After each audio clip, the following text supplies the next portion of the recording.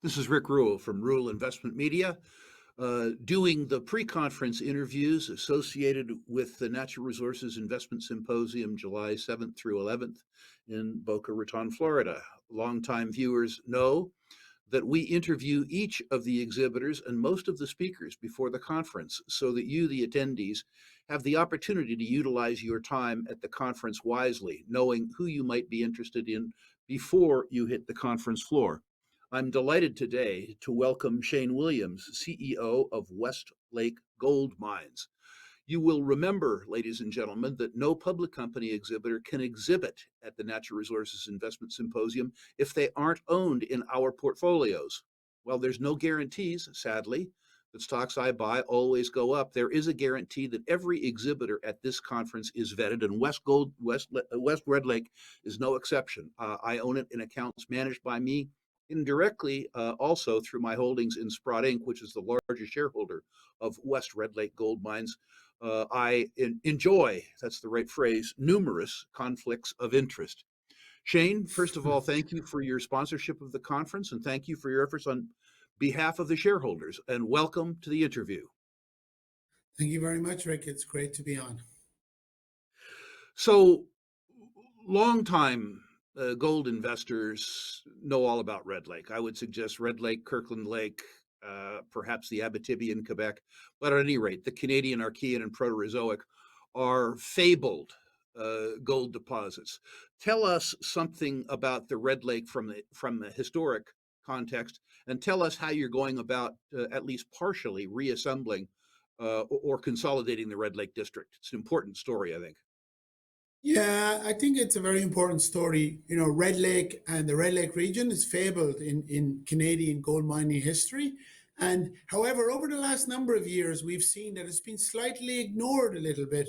And there's a lot of other regions like the Golden Triangle and other areas that your viewers will be, where there's been a lot of activity and a lot of focus. And, you know, we saw a bit of an opportunity within the Red Lake. There's some of your viewers will remember Great Bear Resources, who had a great run in that region, and obviously been taken over by Kinross Gold.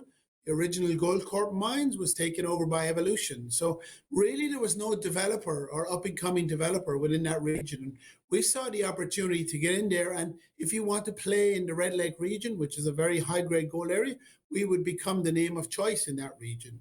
And we saw the opportunity to consolidate. There's a lot of smaller deposits, high-grade deposits, with a consolidation strategy to be done within Red Lake. So that's the opportunity we saw, Rick. And just in context, I don't know the number, but there have been tens of millions of ounces pulled There's out of been Red over Lake thus far.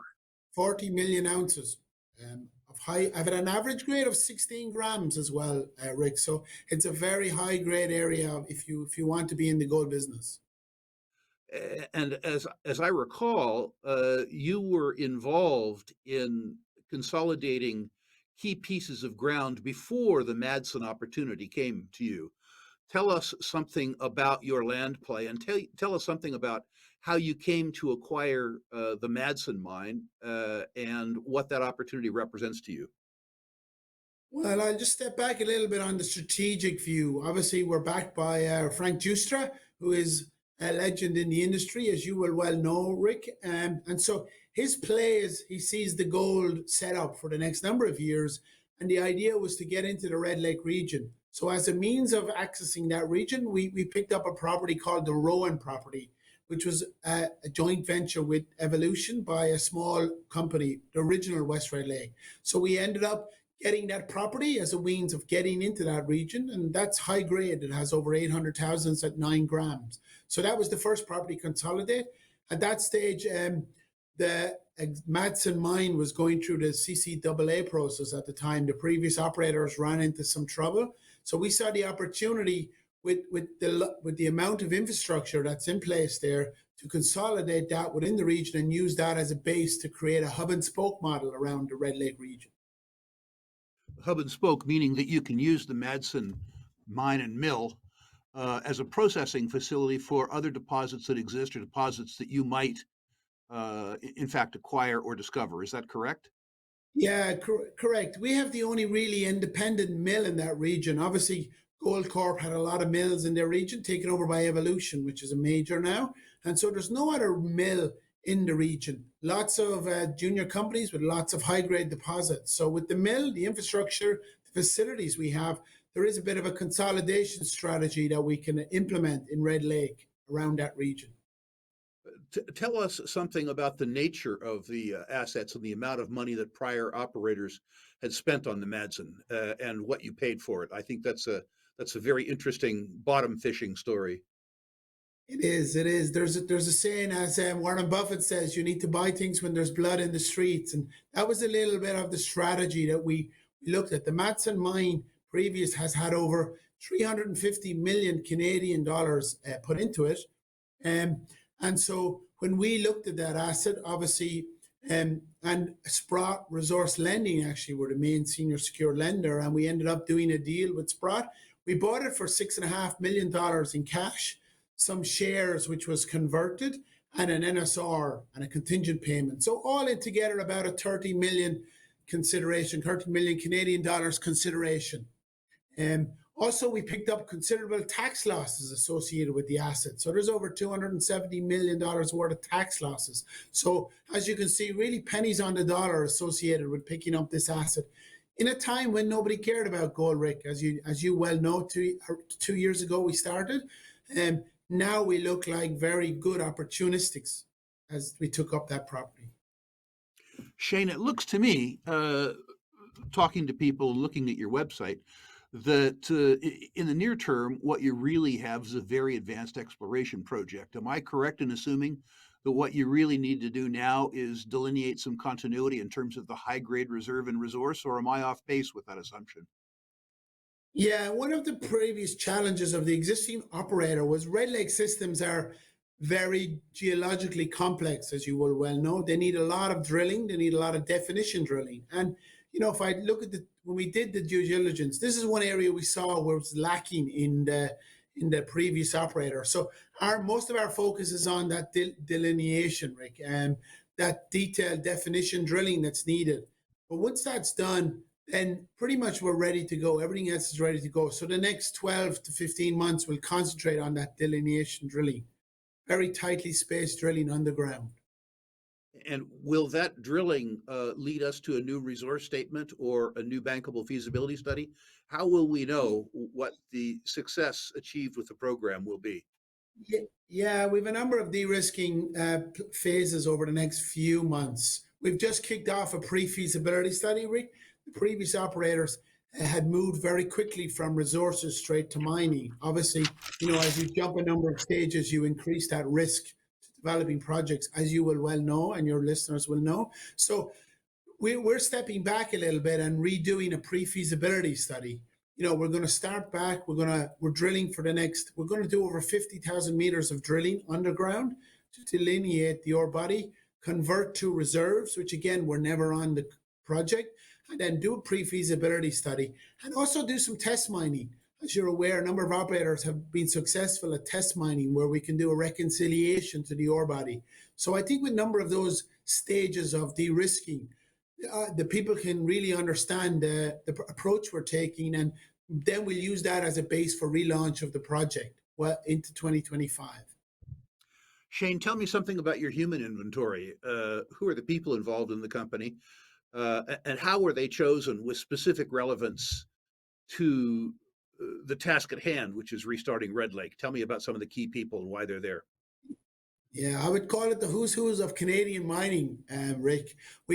Obviously my background, I'm an operator. My previous operations are with a company called Skeena Resources. I spent a long time with Eldorado Gold, putting mines back into production, the number of stages. Number of your listeners will be familiar with the Lamaque project in Val-d'Or. I actually ran and set that up. That was a very quick turnaround, very similar to Madsen. We got that into production very, very quickly.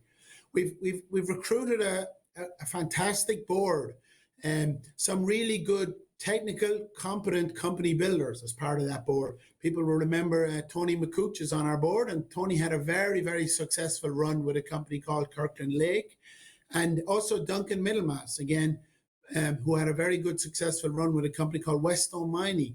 And these are serious people who can build a big company.